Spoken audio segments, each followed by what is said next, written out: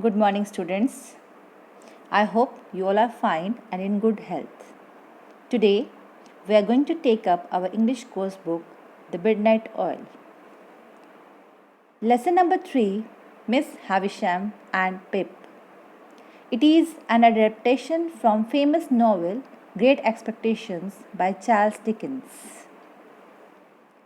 There are two main characters in the chapter, Miss Havisham and Pip. Miss Havisham is a rich lady but called crazy because she lives in dark house away from others and never steps out. The other character, Pip, is an orphan boy. Orphan means whose parents are dead. His real name is Philip Pirrip. This chapter is about Miss Havisham and Pip's meetings. Now, there is another character, Stella. Stella is a help for Miss Havisham, but she has a little character in the story. Let's begin this chapter. Miss Havisham and Pip. Miss Havisham was a rich and crazy lady. She lived in a large, dreary, gloomy house. Dreary is called dull and gloomy is called dark. She was a recluse. Recluse is called a person who wants to stay away from other people and never steps out of doors and never met anyone. Pip was a boy whose real name was Philip Pirrip, and because it was difficult to pronounce, he called himself Pip. He had never seen his parents because they had passed away long before the days of photographs. He had only seen their tombstones. Tombstones are the stones that are put on a grave with the name and other details of the person buried there. In the graveyard. Graveyard is the place where deads are buried. And beside them lay his 5 brothers who he lost at a very young age.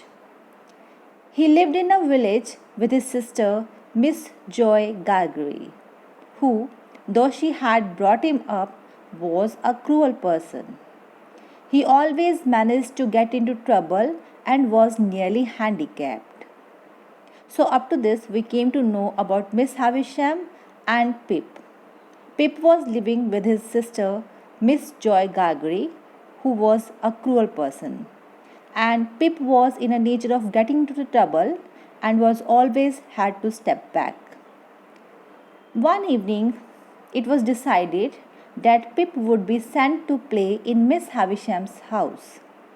Pip had no idea why he was going there and what he was going to play. He didn't know.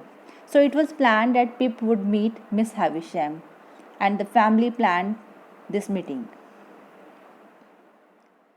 When Pip entered Miss Havisham's house, he was conducted through dark passages with the help of a candlelight.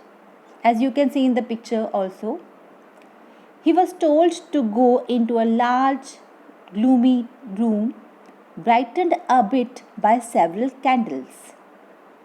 There was no ventilation. Ventilation is no source of fresh air or light.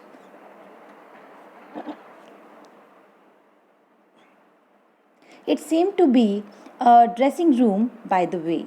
It was furnished, and in an armchair sat the strangest lady he had ever set eyes on. So he was passed through a large, long passage with darkness, and he entered the room where there was a lady sitting over there in an armchair, and she was a very strange looking lady, and it was actually Miss Havisham. She was dressed in a white satin wedding gown with a white veil. Veil is called a thin cloth that covers your head or your face. On her white hair, which was drawn over her face.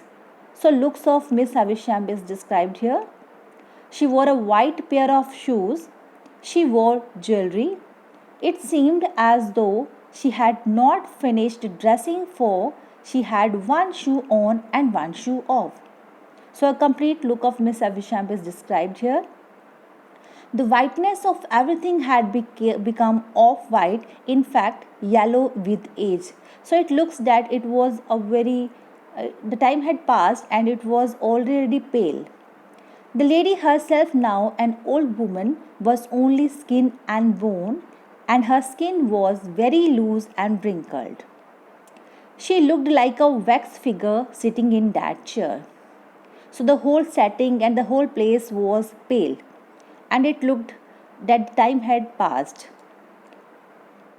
Miss Havisham called Pip nearer to her, and that's when Pip noticed that her wrist watch and the clock on the wall had stopped at 20 minutes to 9.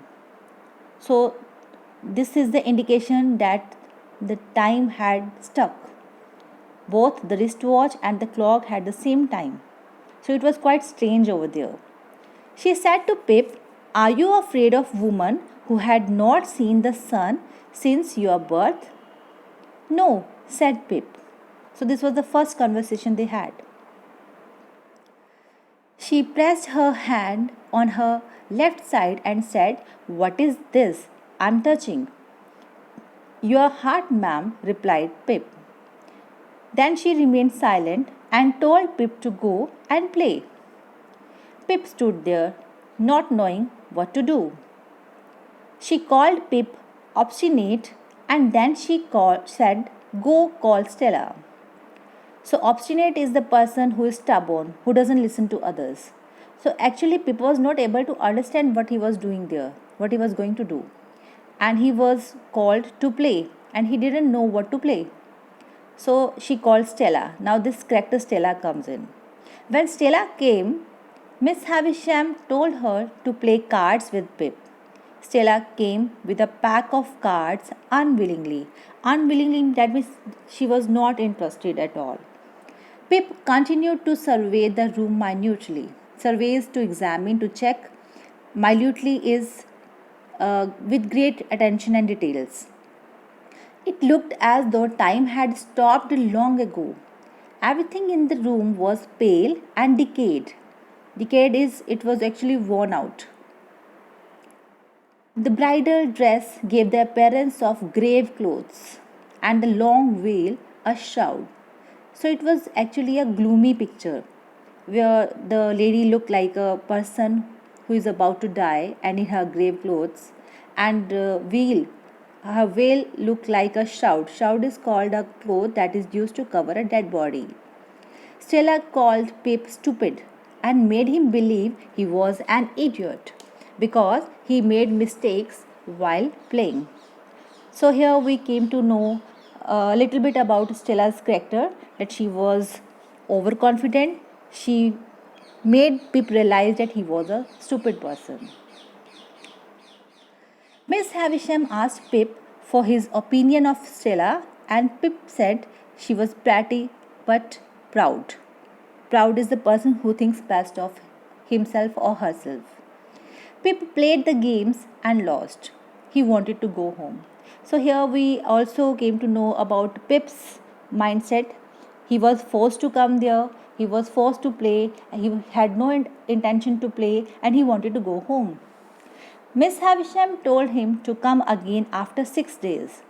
Miss Havisham told Stella to give Pip something to eat and show him around the house. Stella kept him waiting and finally brought him some bread, meat, a little mug of something to drink. So he was offered some food over there. Pip wanted to cry, and he did. Now this line indicates that Pip was feeling uncomfortable there. After he had eaten, Stella opened the gate and pushed him out. Now pushed him out states the behavior of Stella also, and locked it. He walked home for 4 miles feeling like a low class boy. That means he was feeling unworthy of himself. 1 week later, he went back to Miss Havisham's. Miss Havisham's, here is apostrophe, that means Miss Havisham's place. Stella let him in through another direction. Now he is entering the house but from other side, not from the earlier one. Miss Havisham was sitting at a dressing table. She looked at Pip and said, "A week had gone by. Are you ready to play?"